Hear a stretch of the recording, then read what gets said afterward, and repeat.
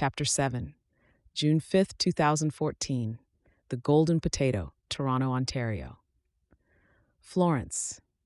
Something strange happens to you when you turn 30. It's like life begins to hit you in a way you never expected. In your teens, you think you have all the time in the world, that you're invincible and nothing will ever happen to you.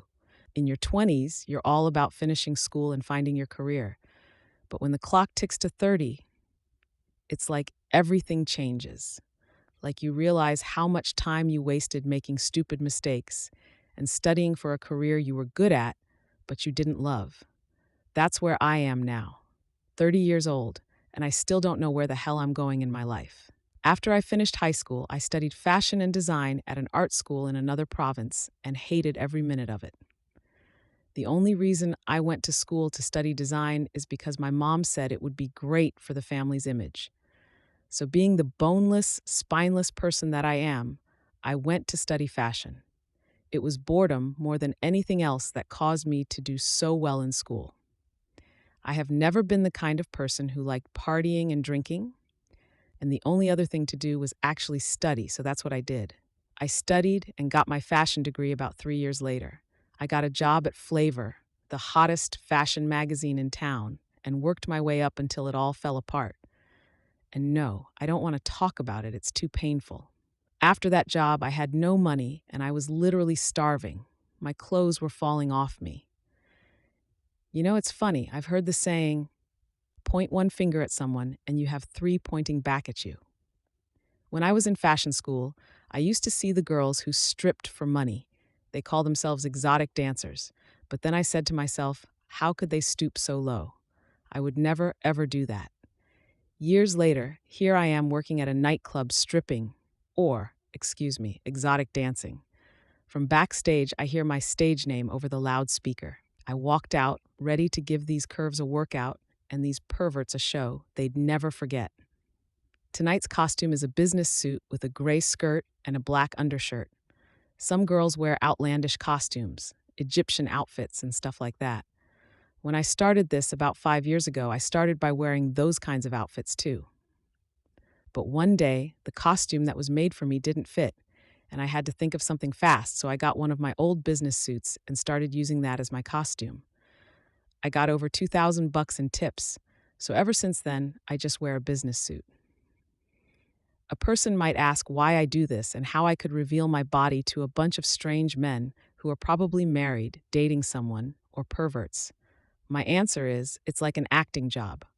I'm playing a part, giving the crowd what they want, the element of fantasy, excitement, and sex that they're craving to spice up their otherwise dull lives.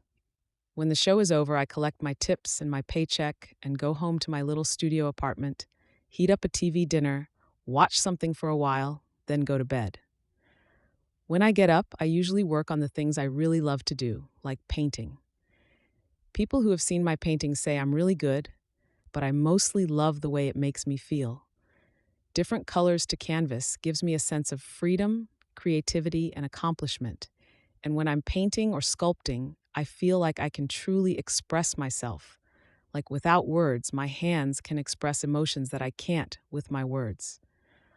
All my life when I was growing up, and even when I was in elementary, high school, and then fashion school, I constantly felt like I had to achieve something, like there was a goal I had to reach, and if I didn't reach that goal, I was a failure. With my art, I don't feel like that.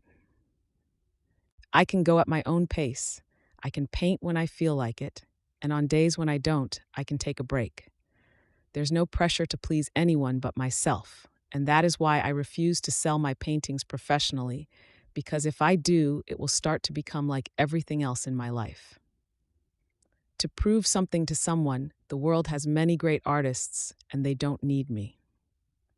I seductively walk out onto the stage while Usher and Pitbull's "The DJ Got Me Falling in Love" was booming over the loudspeaker.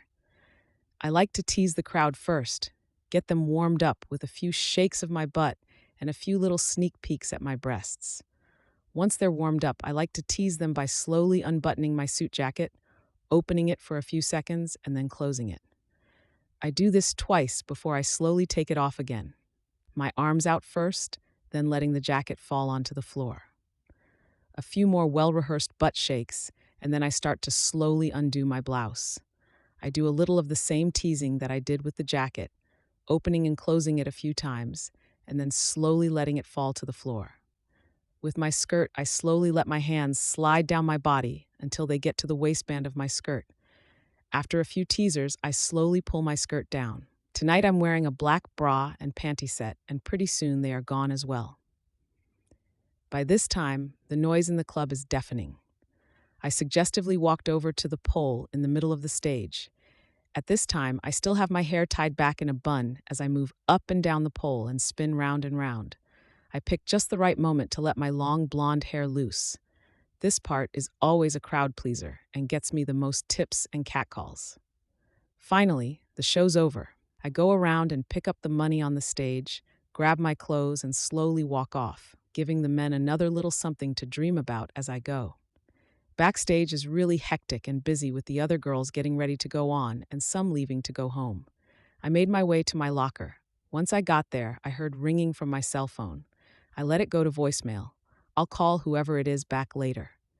Hey, Flo, Denise Hamilton, aka Buck, one of the other girls at work in the club, catches up to me. Hey, Denise, I say with a smile. What's up?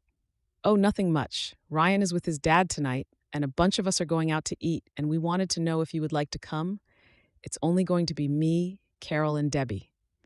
No thanks. I'm too tired. I'm going to go home and crash. Okay, suit yourself. You know where we will be if you change your mind. Okay, thanks. And with that, she walked away.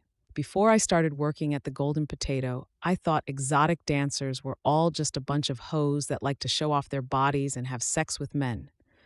But the girls here and Liam, the manager, are pretty decent people. For instance, Denise has a 10-year-old son, Ryan. She got pregnant when she was 16, and her parents kicked her out. She had no money and nowhere to go.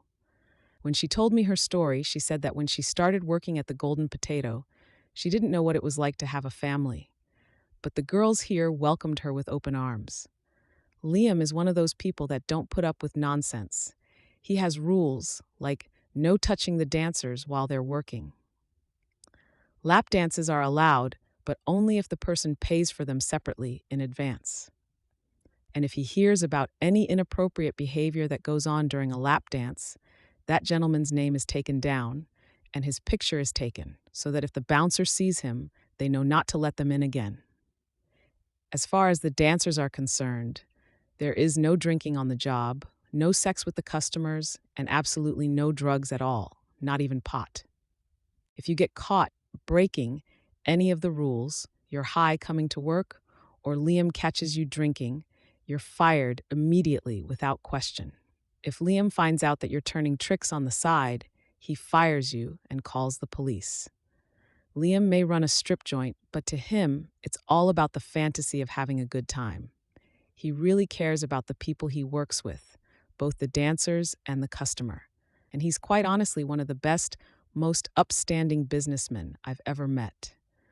When I was growing up, I saw a lot of businessmen, my mother and father's friends, and sometimes even my mother and father cheated, stole limelight. People pretend to be one way in front of their faces and laugh at them behind their back. Quite honestly, growing up, we talked about respect and caring and loving those that were like us, rich and powerful. And in the fashion world, I was taught to do anything to get ahead, even stepping on those you love and care about. It was not until I started working at the Golden Potato that I found out what real love and real respect was about. We may all have our different lives, but when one of us needs anything, the others will bend over backwards for each other. We've seen a lot in each other's lives over the 5 years that I've been working here. I learned the real meaning of family. Could you imagine growing up with all the money and stuff I had, with all the things I did, and I had to learn about real family from a strip club? Isn't life funny? The people you expect to be there for you are not, but the people you least expect to have your back are there in your corner fighting for you and cheering you on, helping you out when you need it. I grabbed my stuff, and as I headed out the door, I heard my cell phone ring for the second time. I looked at the caller ID. It was my mother. I haven't gone to the summer house for the last 13 years, since that horrible summer when Clayton embarrassed me in front of everyone. I couldn't face anyone after that for the first couple years. I pretended I was sick when we had to go. The other years I was away at university and I had my fashion job and, well, after that, my mother stopped trying, but for some reason this year she wouldn't give it up. I hate talking on my phone. "Hello, Mother," I say. "Florence, dear, I hope you're going to keep your promises this year about going to the summer house. We've missed you these past few years. It's been so long. People are longing to see you. They're wondering how the job is going. Your father and I want to see you as well. Please say you can still come, honey." "Yes, Mom, I'm still coming only this once to prove to you and Dad that I'm still alive and well." "Oh, Florence, that's wonderful, and I can't wait to see you. I can't wait to hear about your job and the promotion. To think that my daughter is the editor of the hottest fashion magazine in town. I can't wait to hear all about it so I can tell all my friends how well my daughter is doing and how successful she is going to be. It will be wonderful to see their faces. Most of them have daughters that have done nothing with their lives, and my daughter is the editor of a top fashion magazine." "Yes, Mom. Well, I'll see you on Sunday at the summer house." I hung up the phone. I actually haven't told my mom the truth. She thinks I'm the editor of Flavor. I haven't had the heart or the guts to tell her the truth, but I will someday. It was Friday night, about 3 o'clock in the morning, and in less than 72 hours, I would be facing my mom and all my family and friends at the summer house.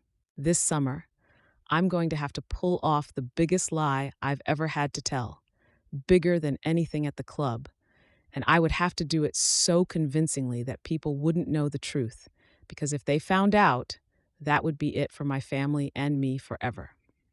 And as bad as my mom and dad are, I don't think I could bear the disappointment in their eyes if they found out that their beloved daughter, the one they had raised so well and given everything to, was now a stripper at a nightclub.